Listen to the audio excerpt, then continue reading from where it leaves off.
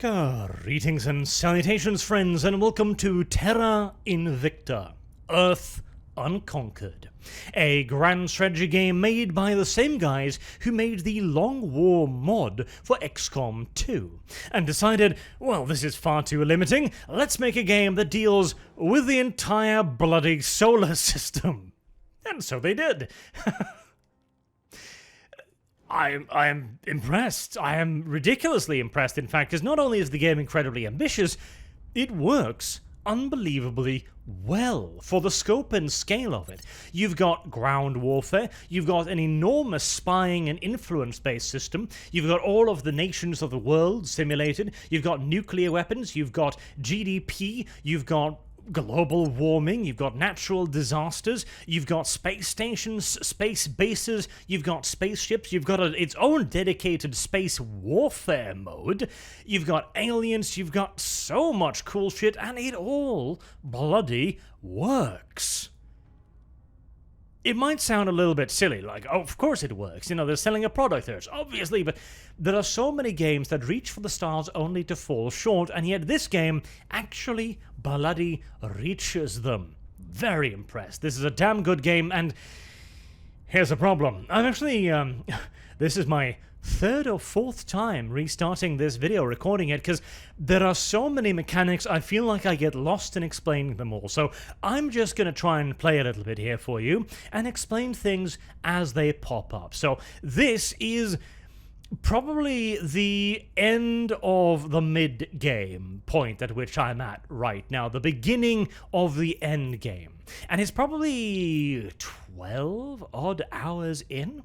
The game has a combination of a turn-based and real-time system, where in the turn-based system, you give out orders to your various agents, your various chancellors here, your counselors. They can carry out a wide variety of missions based upon the suite of missions they have available to them when you recruit them, based upon their traits and augmentations, like whether or not they're a sociopath, for example, or whether they are ethical, in which case they won't carry out assassination missions, and based upon the organizations that you have equipped them with. Certain organizations, for example, unlock specific missions, like public campaign, or investigate counselor, or hostile takeover. The ability to carry out these missions, again, are based upon their stats, their attributes right here.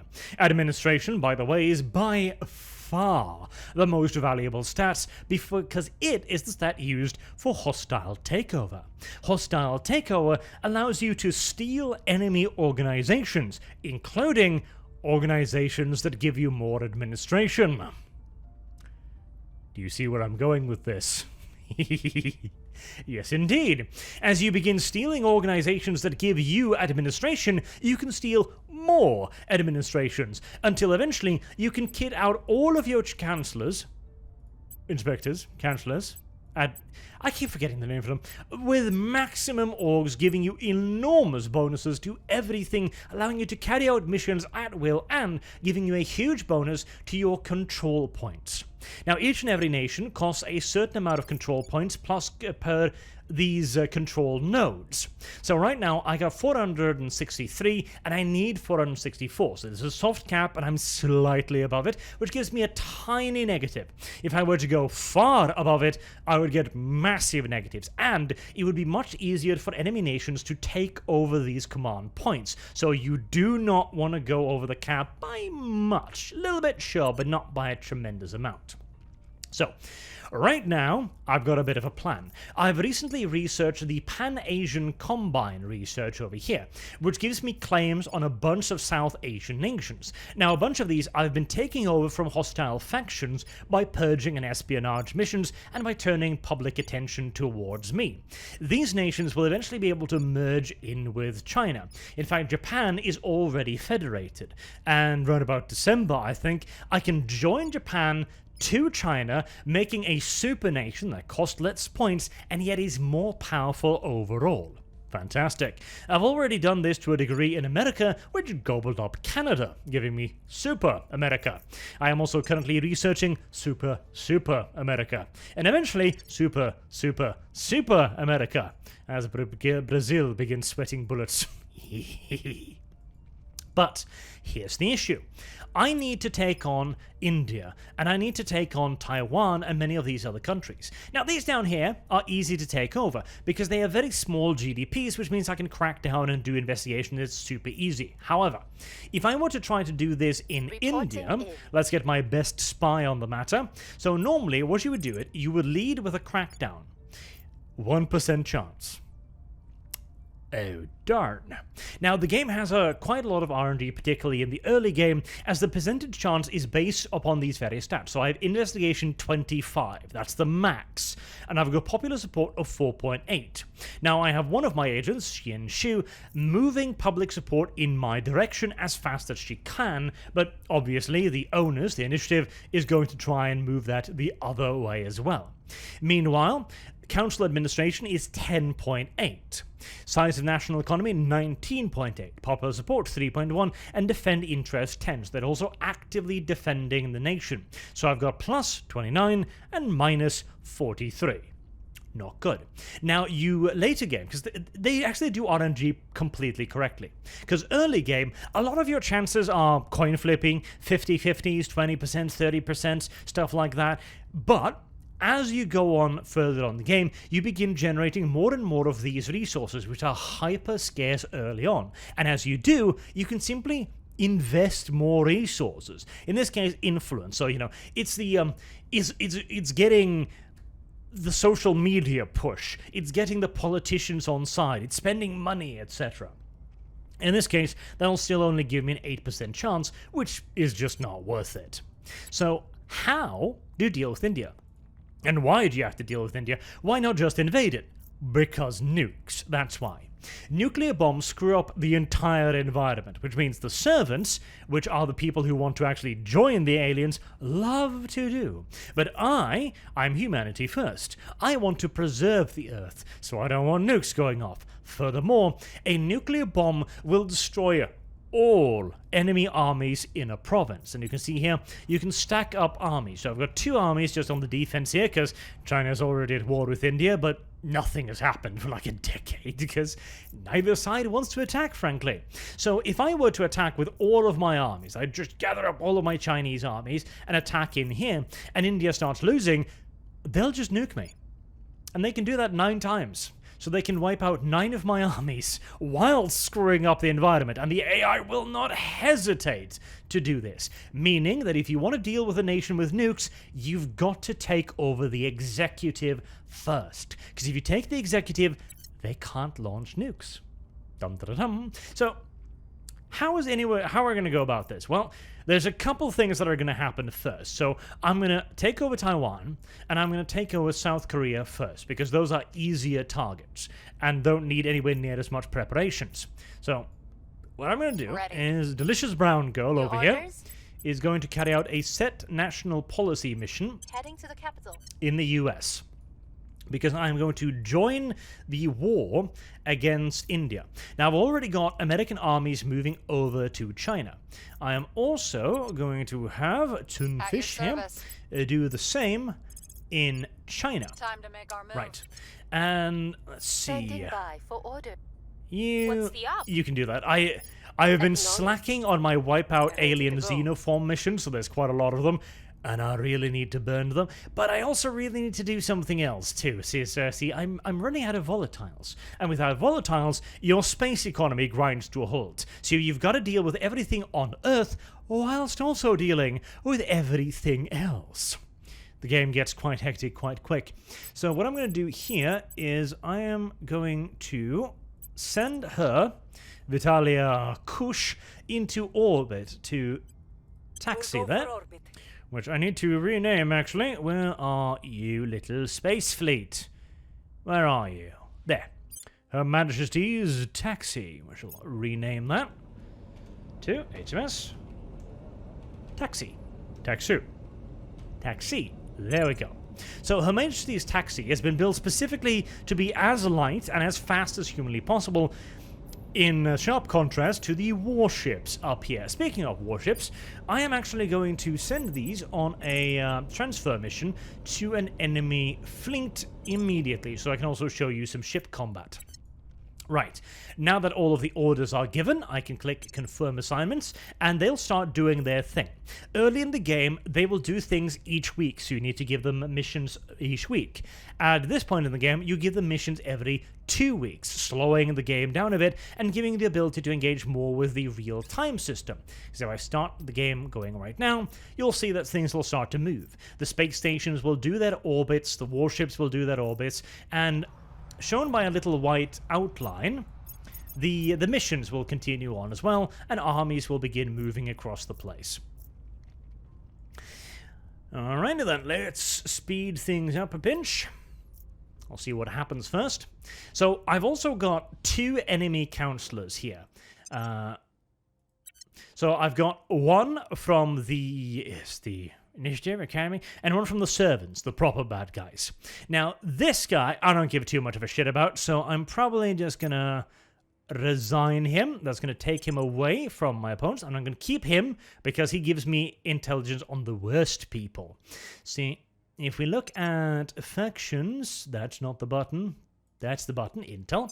You'll see the various factions here. So, again, I am the Archisanian Supremacy, humanity first. I want to kill the aliens, and I want to kill everyone who is willing to deal with the aliens, even if they are humans. Meanwhile, the Resistance, they want to resist the aliens, sure, but they don't want to kill humans. They don't want to deal with humanity. They want to deal just with the aliens.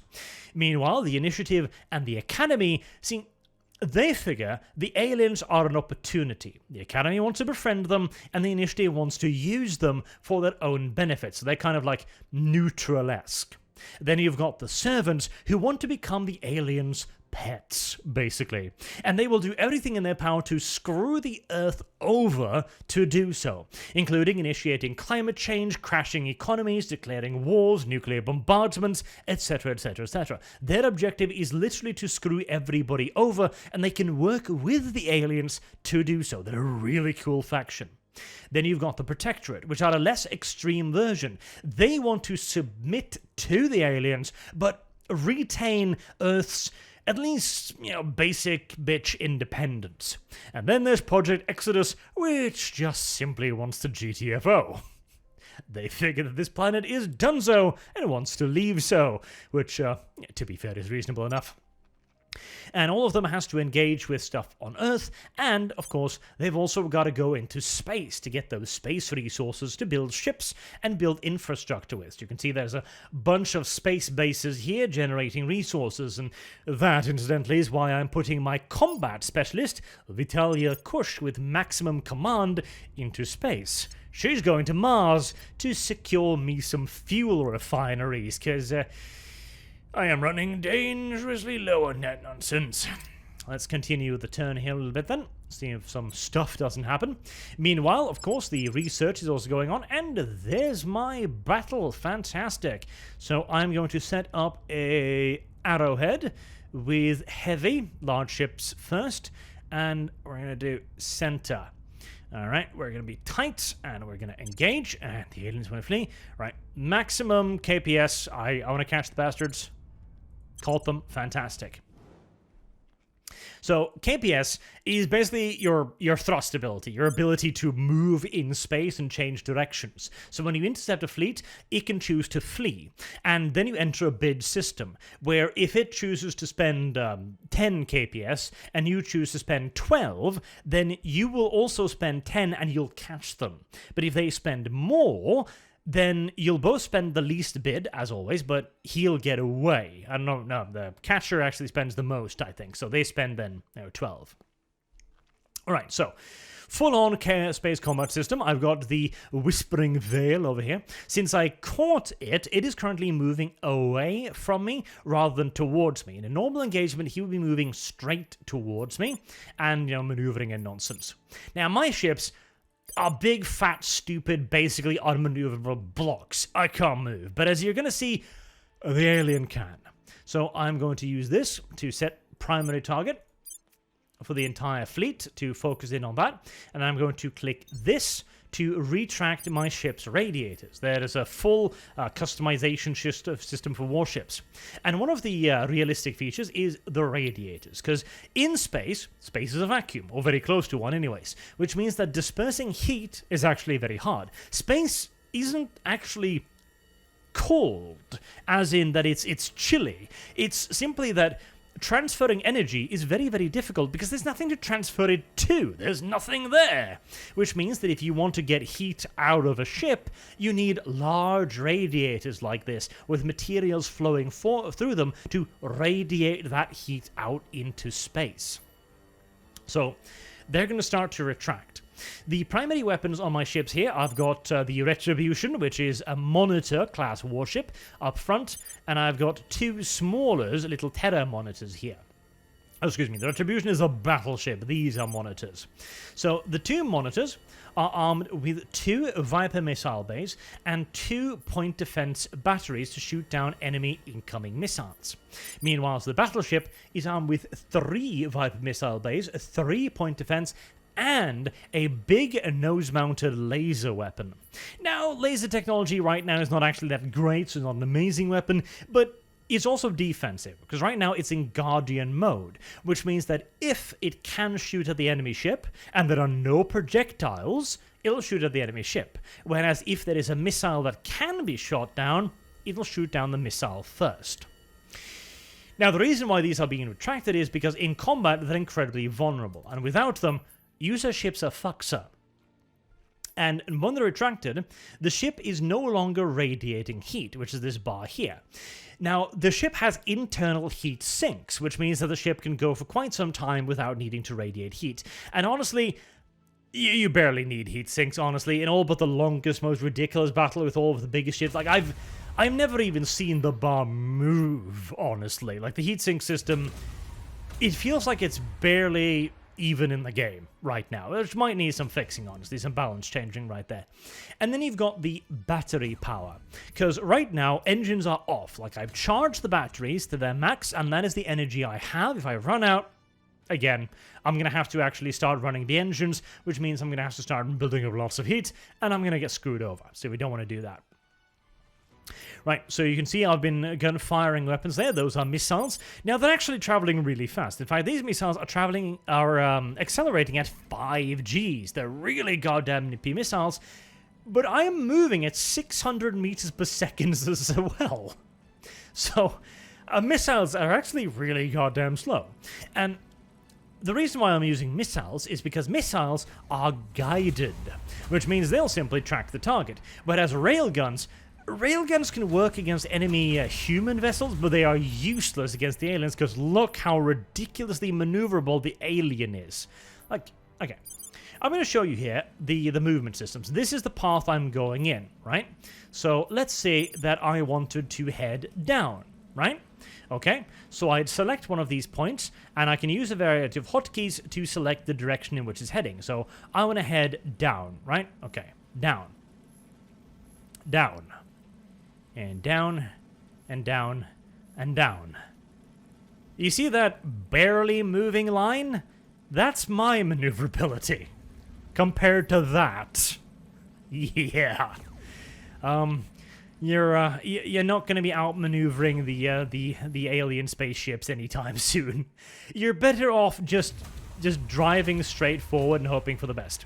Now, I am not a Jesus Christ, where am I? I am not a tremendous fan of this movement system. It is very difficult to get, honestly, to grips with. Like, it doesn't center you properly. It's difficult to see where you're really aiming, etc. Like, this could control a lot better, I think. But, you know, I'm just happy there's a full ship combat system, frankly. Like, most games would have just made this like an auto-resolve or something, but not this game. Right, enough blabbering. Let's finally get into some combat. So I'm going to tell this ship to keep its nose pointed against the enemy vessel.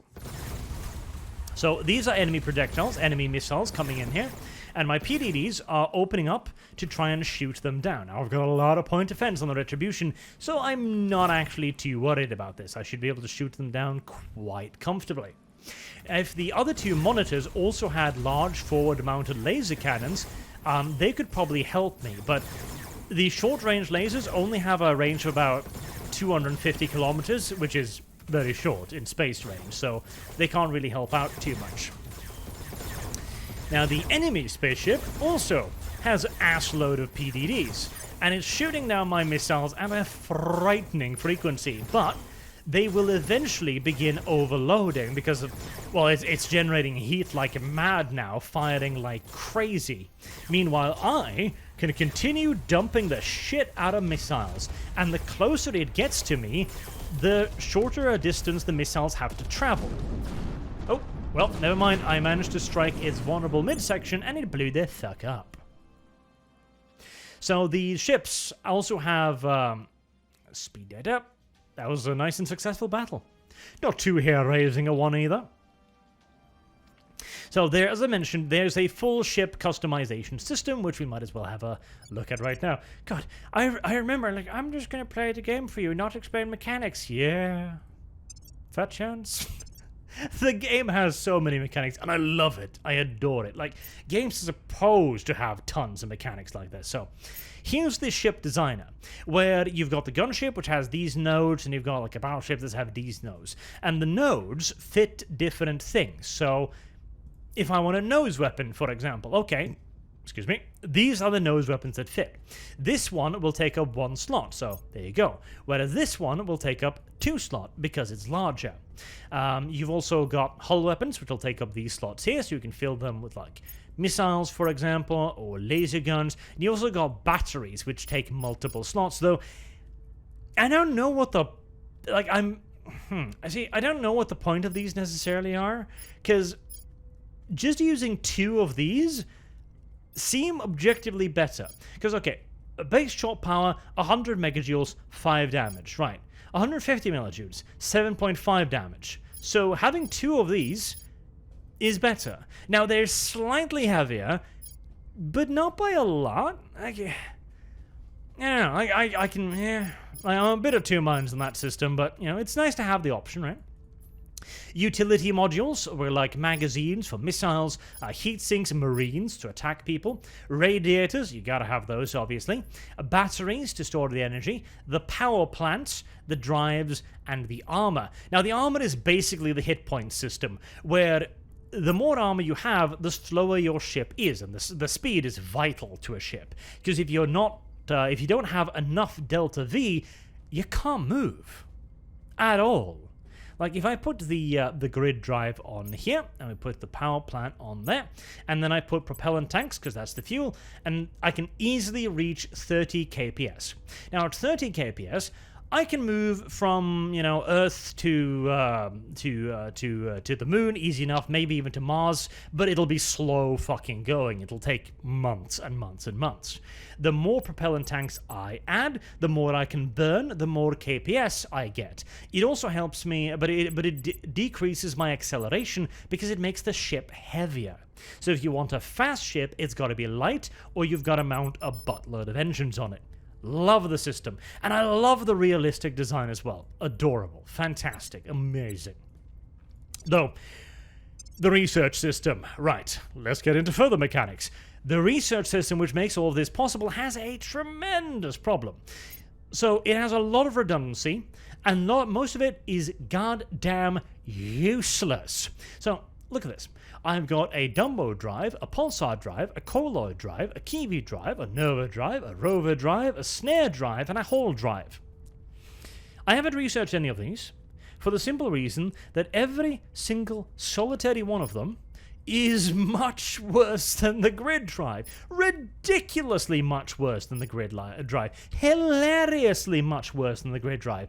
Like, none of these are worth it. Like, the only one would maybe be like the Dumbo drive, so you could get to the heavy Dumbo drive, and even then, not really. Like, none of these are worth researching at all. And the grid drive is not a later research. It pops up at around about the same time. So there's a lot of redundant research which you just don't need to use. And there's no way to just mark it as such, because I would rather get this out of the list. Like, just go away. You're cluttering up the tech list, frankly. And there's also no way to easily compare it. So you got to remember these stats, and then you've got to go to the ship designer, and then you've got to go to the drive, or the power plant, or no, the drive, and then you got to look at the drive, and then you got to, like, okay, what was the stats again? Like, compare like that. Dumb. Like, there should be an easy compare function right here to go like, okay, how well does the Pulsar drive do compared to the Kiwi drive? Is the Kiwi drive better in any ways? Because I've researched the Kiwi drive recently, and I'm sure it's not better, because nothing's been better than the Grid drive so far, but I'd like to be certain, you know? Also, the tech tree itself is an absolute mess. First of all, it's massive. And this, by the way, look, this isn't that big. Look, it's easy. You're halfway through it. This is nothing, right? This isn't the full tech tree. View full tree. I press this button. The game lags because it's loading in the full tech tree, which is goddamn enormous. And most of these things unlock multiple things. Yes. And the worst part is, it doesn't tell you what any of it does. Yeah. Like, if I click cyborging, okay, allows augmentation of concept with falling summoning, strategic AI, cognitive enhancer, guardian angel, Argus implant, executive eye, stealth field, forebrain stimulator. The fuck does any of that do? I have no idea because I've never researched it. I have no idea what that does. I'm presuming it adds to my my stats because that's what the previous one did. Like, heavy green arc laser, 720cm green arc laser. Okay, that sounds great. What does it do? I don't know. And there's no way for me to find out. I can't see its stats before you've already researched it. Now, I get it. Like, you can't know what a thing does before you've researched it. Theoretically, I understand. But in reality, in a video game, it means that it can take you ages. Because, let me show you here. I'm going to search for the grid drive. All right. There's the grid drive. Unless you know that the grid drive is much better than all the other drives, how would you know to head for it? You can't see its stats here, so you might go for the colloid drive or the nerve drive, and you might waste the shit out of your time. Now, teaser, the nerve drive is not a waste of time because eventually you'll start getting like pulsar drives and shit, but this needs a preview, right? It needs a preview to tell me how the hell I'm supposed to get certain things, because otherwise you're never gonna know unless you've already played the game and you've already researched all the tech, which is rather stupid. Like, this system does need to be better. Anywho, shall we actually get back to playing the video game for a few seconds before I find something else to talk about ad nauseum? Right, the armies are completing their deployment. Lovely, lovely, lovely, lovely, lovely. Without any further interruptions, I think we're actually going to get to a point where something can be done. There we go. Right. So, the United States of America, I'm going to declare war, and I'm going to declare war in India because I'm going to join China in the India-China war. Then I'm going to set policy for China, which is also going to be declare war on South Korea. There we go. Join the war, join the war, join the war. There you are. On station.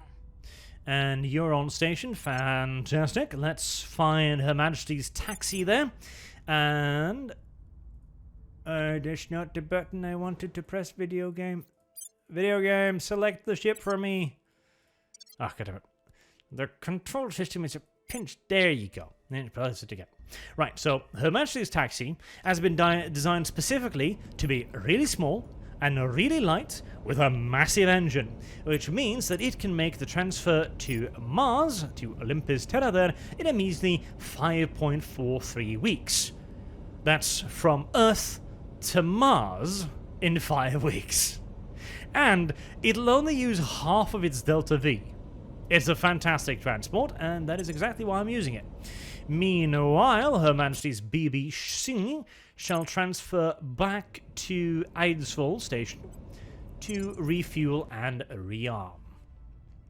Right, so the reason why I joined America into the India War is because previously India has 8.9 navy, which means they have more navy than China. Sadly, there is no on-map naval combat, which is unfortunate, and I hope they'll add it, because more mechanics, more. Which means that they can simply blockade China, which means that China cannot move via sea, which means I can't invade overseas, which is a big goddamn problem. But with America joining in with his ridiculous fleet score of 24, suddenly China has the freedom of the sea again, and suddenly China can go wherever the fuck China wants to go, and China wants to go to South Korea, because South Korea doesn't have any nukes, something South Korea is about to regret. Alright, here, let's see. You should... No, pressy buttons. You should... I might have to take a little bit there to update and stuff. Let's see, maybe there's not a port in this region too. No, there we go. There you go. So, deploy armies, and now they're just going to invade straight over there and murder the living shit out of the poor little Koreans. Target destroyed. There we go. We destroyed an alien nest there as well. Fantastic. Now the... there we go. Let's get you resupplied, which is going to cost a bunch of resources, but, you know, such is the life of buying missiles. You also do want to continuously destroy alien assets on Earth, because if you don't, they'll spread like xenomorph grass, which is very nasty.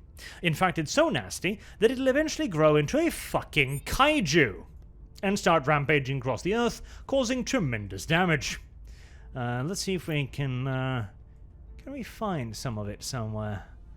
It's got a really, like... Ah, there it is, yes. So, alien phenomena. An alien life forms. This region is actually getting quite infested, so I really need to clear this out. If you leave it for too long, it will actually spawn a giant monster. And obviously the servants, who are in the region, want that to happen. Whereas I do not want it to happen. Now, my combat specialist is going to be on a trip for a few weeks. You can also get ships that can take over installation as well, but I don't have the research for that yet, so screw it. Alright, so I'm going to start working our way at India. So how does one deal with a nation like India, who has so much population and so much control that you can't break into it via crackdown or purges? How do you deal with it? Well, you gotta strike at the organization behind it. The first step, obviously, is like Xianzhou is already doing, is carrying out a public campaign, where, let's put a little bit of money into it. Actually, it's 2%, there you go. A public campaign to swing public sentiment. That will give me a bonus to all of my actions. Next up, since I can't affect India directly, I look at who controls it, and it is, of course, the initiative. Right. So here is an initiative agent. Now, Okashinoko, crazy girl, has a buttload of spying and investigation, which means I am going to target her onto him. Eyes on target. And I'm going to figure out his weaknesses. I'm going to figure out what kind of a guy he is. And I'm going to figure out if he can potentially be bribed. Because if I can turn him into an operative, like the servant guy here, I will have access to all of that faction's information, including the locations of all of their operatives. And remember, again, the various stats add to this. If you go over this number, user gets a fuxus. Which means, if you shoot all of their operatives, which gives them administration, etc., they'll go over their cap. And when they go over their cap, suddenly, even a nation like India is ripe for the plucking, and I love that. It is so cool, because you've got to carry out a whole fucking shadow campaign behind the scenes to take over a nation, to get in there, to take the executive, and then invade. Love it. It is so cool. You've got to carry out a spying campaign, like terrorist actions, targeted assassinations, and etc., to topple a nation. Oh, love it. Love it, love it, love it, love it. And it has just the right amount of mana and just the right amount of stuff to let you imagine what you're doing whilst you're doing it. And it allows you to feel goddamn clever about it too. Like, doesn't this feel bloody awesome? Okay. To seize control over the nuclear arsenal of a nation, you gotta strike at its controllers, you gotta purge its leaders, you gotta assassinate the people pulling the strings, so that you can invade them via another nation that you control through a dark network of puppeteering. Oh, it is awesome. Absolutely goddamn awesome. Now, speaking of absolutely goddamn awesome, I am also going to... I'm going to go for a little bit of a fishing trip here, okay? Because there's another thing I need to do, and that is Taiwan. Now, I need to deal with South Korea first, but Taiwan is in a bit of a derpy situation for me, because I want to invade Taiwan. Just because. Just because. But Taiwan is just about to get a nuke. So it's nuclear weapon 79.6. If I invade them, they're going to put the last bit in that, and they're going to get a nuke. Which means that any ship, any army I send to this island is going to have a very, very bad day. At your service. Which is tragic. But I also don't feel like investing enough time and resources into dealing with that whilst I'm dealing with India. So I'm probably going to have to sacrifice an army to deal with that. But, yeah, let's see. So China's score is 4.1. Theirs is probably 4.5. Yeah, so it's going to have to be an American army, too. Well, you know, it won't be the first time good American boys and girls die for the cause, am I right? So I'm going to set up another set national policy mission, and with everything out of the way, I can start it up again. Surveilling target area. And then the research will tick along nicely as well. Did I explain the difference in the research? I don't even know. Oh, loyalty score 6. Perfect. So there is... Data acquired. There's global research... I hope I didn't explain it already. Because that would be embarrassing. There is global research and there's council engineering project. Global research is for everyone. So one right now there, for example, they just finished researching a thing. That thing was then given to me. We're going to declare war on Taiwan as well. Simultaneously, when I finish... Let's send over an army there. One should be enough to kill the Taiwanese army, as I've got a massive tech lead and to lure out that one nuke. Did you get to Seoul? Okay, let's actually... oh, their army moved. Did their army leave? Ah, you little cowardly shit. No, it's moving back now. Alright, so when an army moves into a province, it's going to start trying to take over that province. Did I just move 2 armies there? You stupid, lazy little bastards. Wait. Oh, I don't have enough transport capacity to move more armies, do I? Screaming noises. Loud and insistent screaming noises. Right, I might have to send over the Americans to help out there then. Probably am. Right, so when you start occupying a place, you need to occupy it, and that's the little bar there. Now, the problem is, provinces in this game are really tough and will munch armies like nothing, which means that you've got to send multiple armies, which means you've got to expose multiple armies to getting nuked. That is the big problem. And that also means that you've got to take out the executive. You can't simply send in 1 army per province because it'll get absolutely stomped, and there's very little you can do about it. So I actually quite like that system, because it forces you to engage with, you know, the nuke system, instead of just sending in a million little armies getting them all nuked individually. Right, so we found that guy, and we found that his loyalty score is really low, which means we can easily convert him to our side, which is fantastic. Ready for orders. Yeah, you're not going to be able to carry out that campaign there just yet, so let's simply just put you back on a devised mission to a devised mission to help out China, boost their military score a little bit. Meanwhile, I'm here. You actually, you know what? I've got a turn spare, so let's send you in there as well. Because advising a nation will also boost its military capabilities. Now, the more advisors you send, the lesser the effect for each advisor. So you can't simply just stack advisors and get invincible armies, which would be a little bit bullshit, wouldn't it?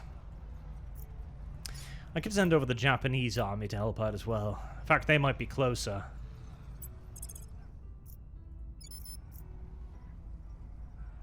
Can they even move over there, actually?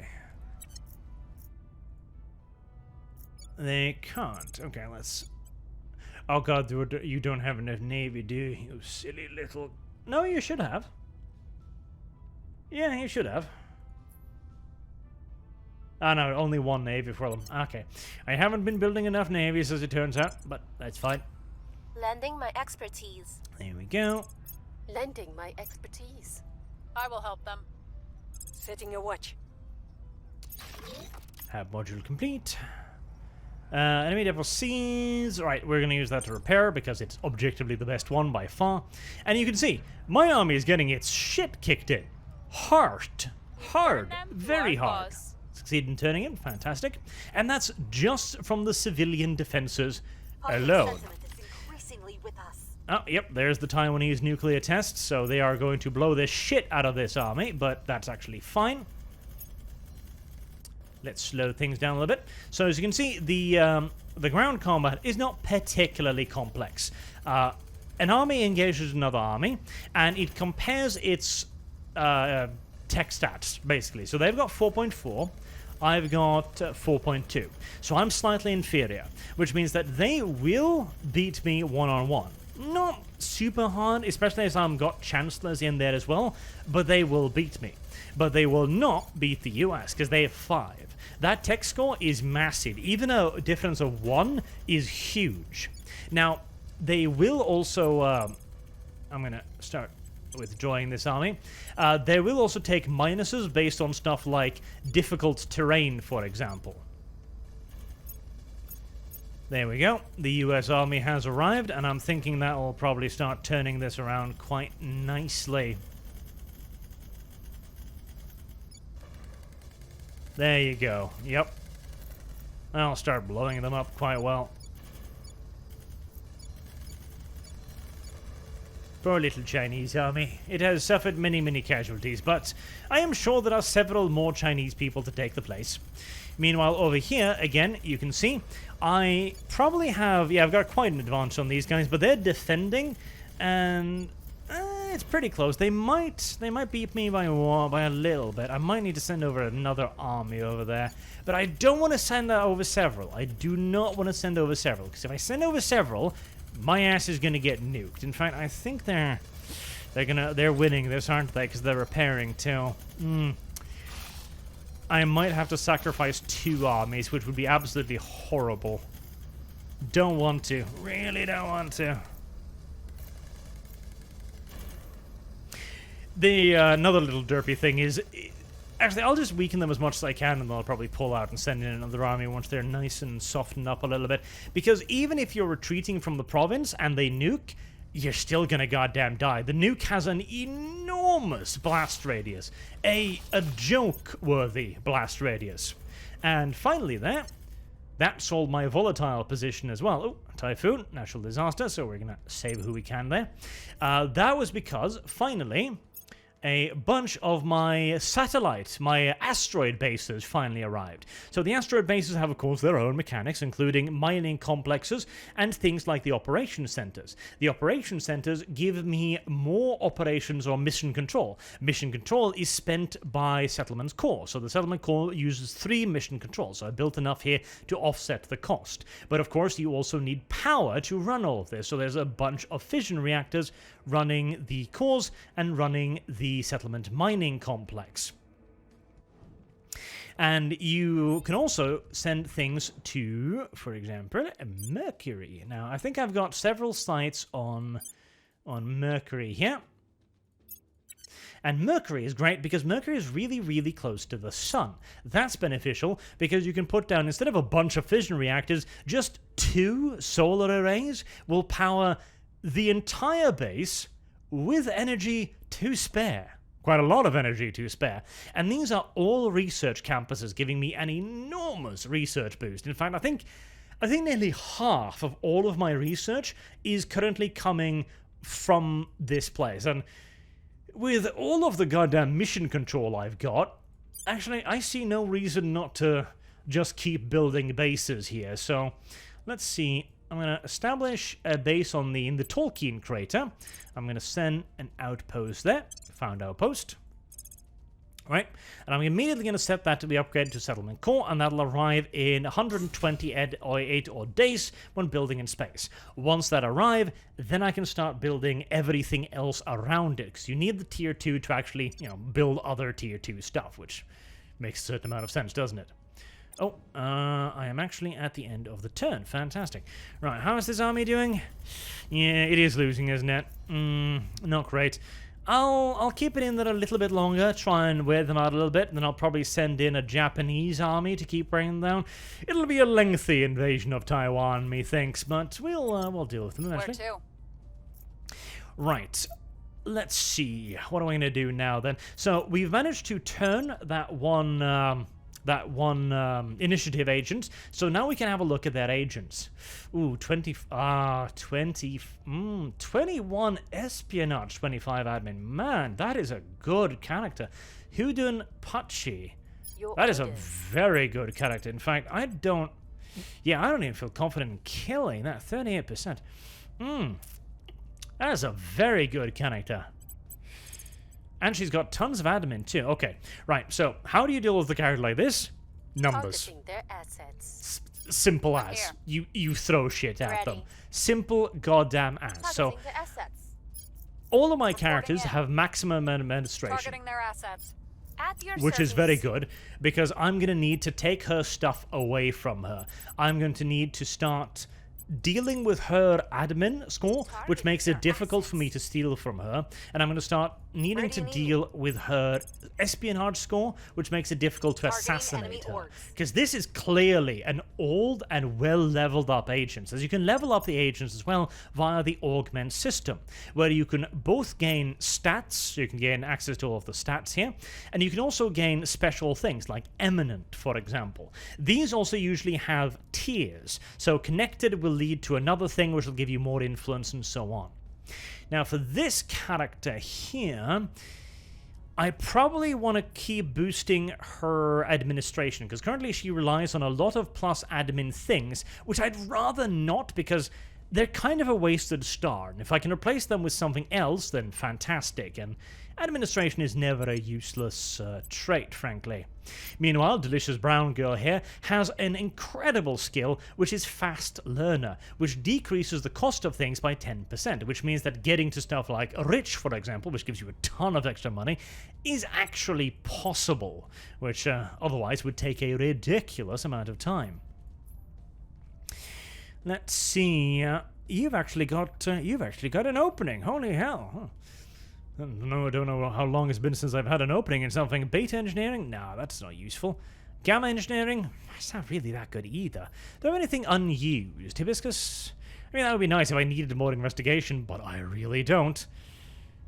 Honestly, none of this is that good, but I do need more money. I do need more money kind of badly, so let's equip that one, shall we? Nice and simple. Nice and simple. You've got 2 admin point. We're not going to hold out for Rich because it's going to take forever. You've got plenty of security, so we are simply going to put that in command because that'll give me more points. Nice and easy. As for you, I'm going to start stacking up admin on you so I can...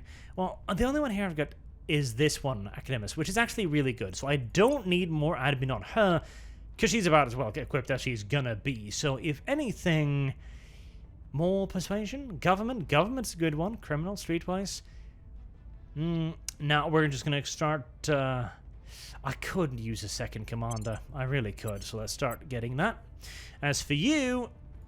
investigation. Because I do use you a lot for...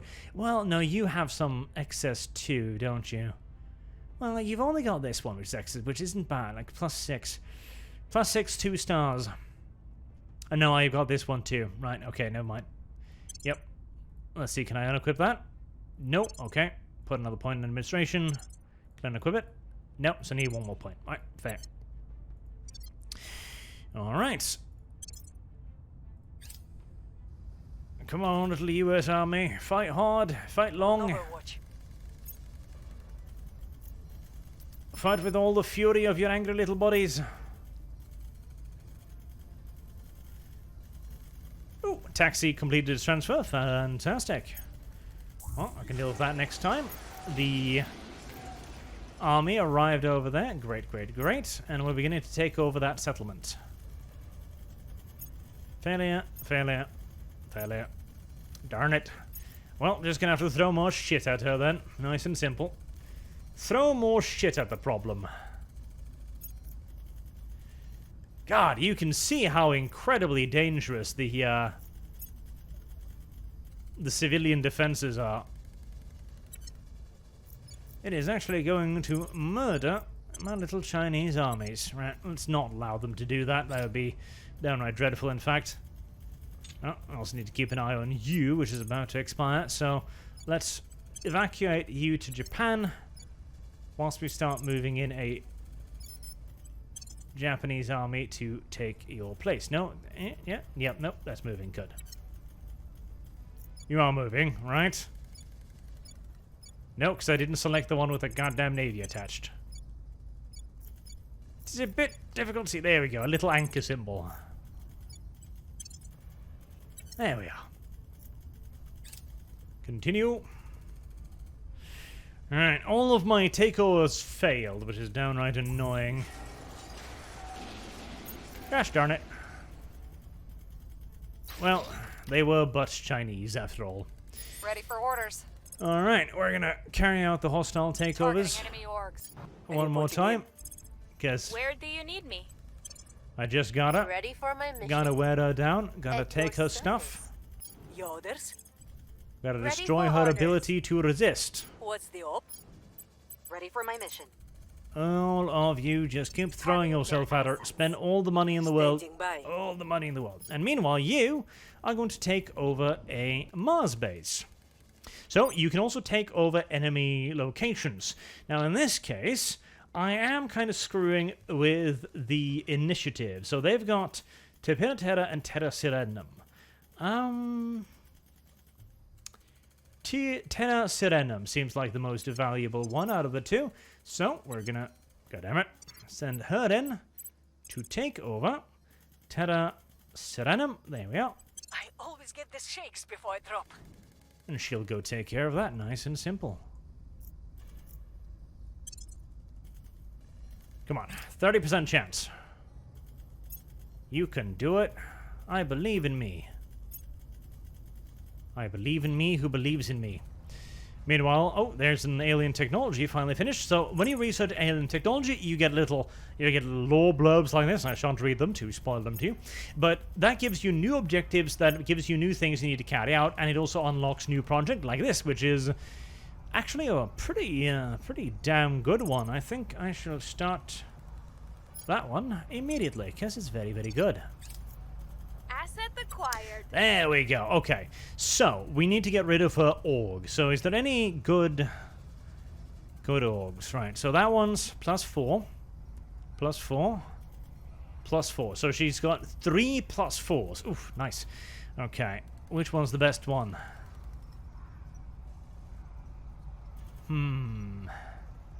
That one.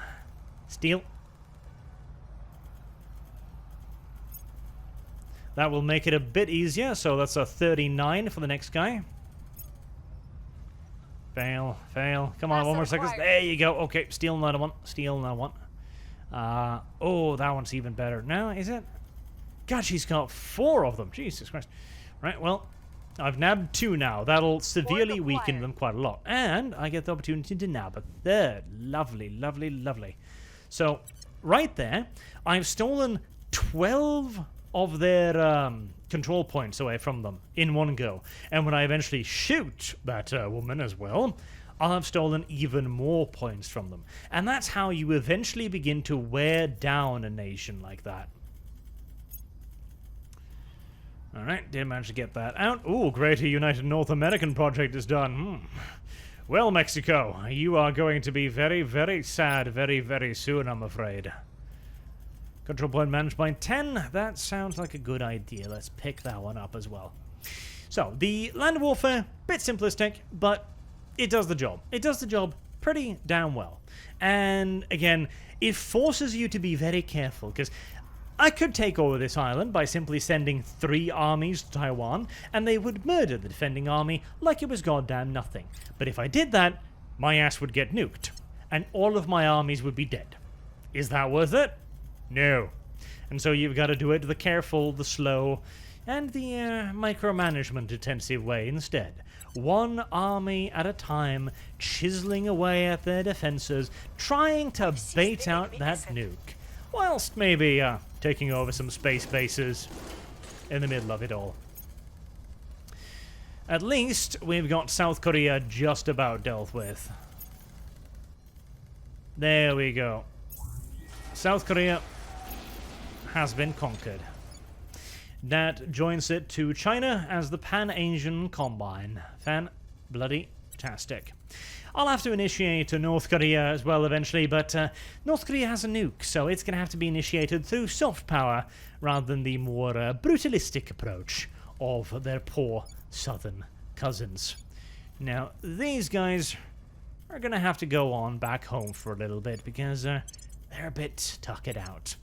And with all that being said, I think now you've got a pretty damn good idea of what Terra Invicta is all about. It is a super goddamn cool game that I absolutely recommend to anyone who is, well, willing to spend the 20-30 hours necessary to actually properly get into it and to begin to understand how the game works. It is going to be a lot of work. You're going to have to play the game 2 or 3 times to even figure out what the hell the game wants from you. But when you do, it is a lot of fun.